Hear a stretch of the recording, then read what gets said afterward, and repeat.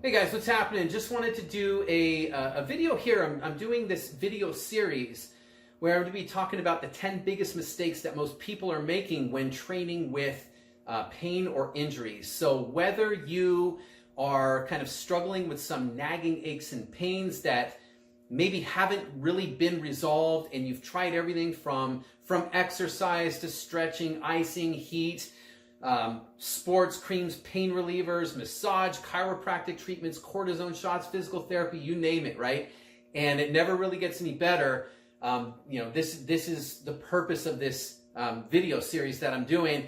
Or if you had an injury, maybe you've had a surgery, or you're coming back from something like that, or you're worried about injuring yourself.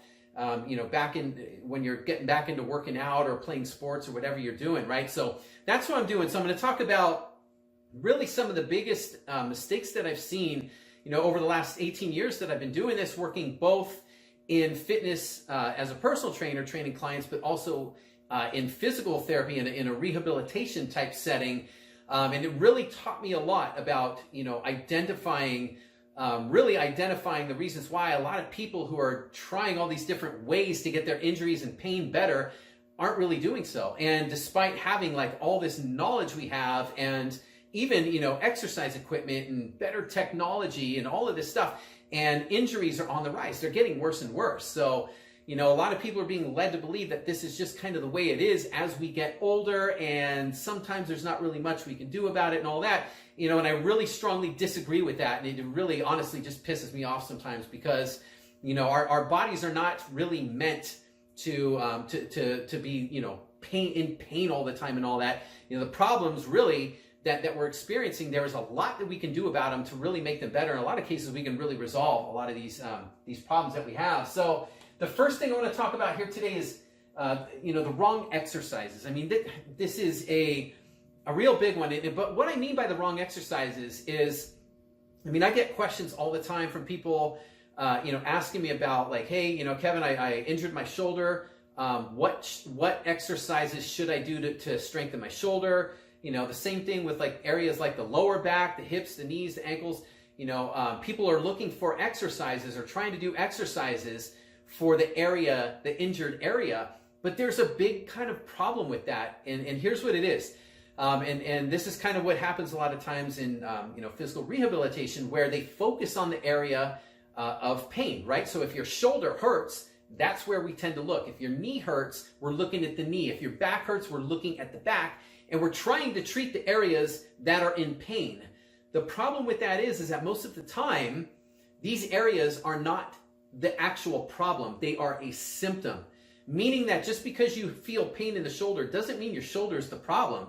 It could be imbalances in other areas of the body that are causing the shoulder to take on a lot of stress when you're moving or lifting or doing, whatever activities that you're doing, right? For example, the other day I posted a video of a client of mine who, we're working on, getting him stronger and healthier and moving and feeling better, and he had a previous rotator cuff tear, and he's had some issues with lower back pain, so I could have just given him exercises for his shoulder, do some rotator cuff strengthening.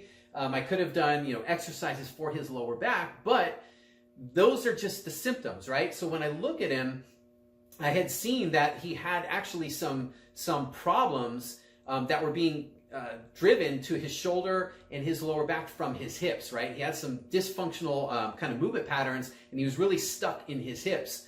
So if we don't address the issues in his hips, his shoulder is going to continue to get irritated. His lower back's going to continue to be a problem, right? That's the difference with getting to a root cause versus dealing with symptoms. It's the same thing with ourselves.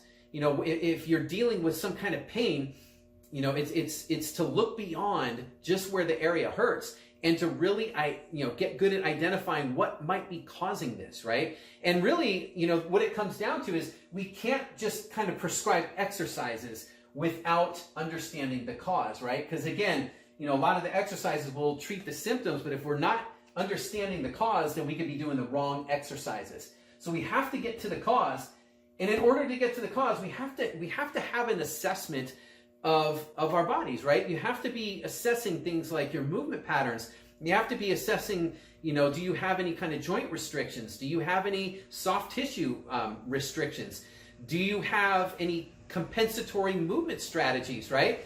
Where you're certain compensation patterns when you move, right? What are the weak links that you have when you are moving or when you're exercising or with the things that you're doing? So these are the things that we have to get to before we try to get to exercises, which is why you don't hear me talking all the time about, do this exercise for this or that for that, right? Because there's really no kind of one size fits all. We have to dig deeper into finding the root cause of it, and that happens by assessing, right? So the case in point here today, the main thing is before you start trying to look for exercises, start digging deep into understanding what the causes might be. You got a shoulder problem? What is driving the shoulder problem? It's not just the shoulder.